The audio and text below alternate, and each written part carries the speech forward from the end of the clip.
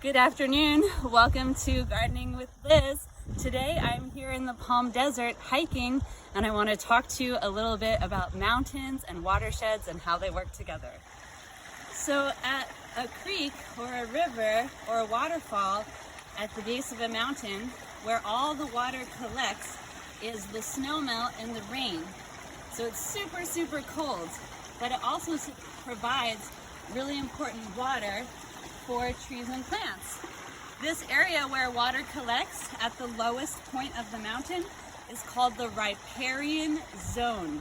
So that's where you're going to find most of your trees, plants, and flowers. I tend to always look for these on my hikes, not only because there's lots of cool wildlife, but also because it's super soothing and relaxing and helps me get rid of my stress.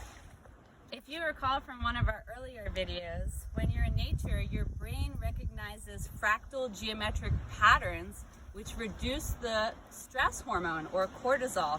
Did you know that the human brain can recognize more shades of green than any other color? How many shades can you recognize in this little mini grove?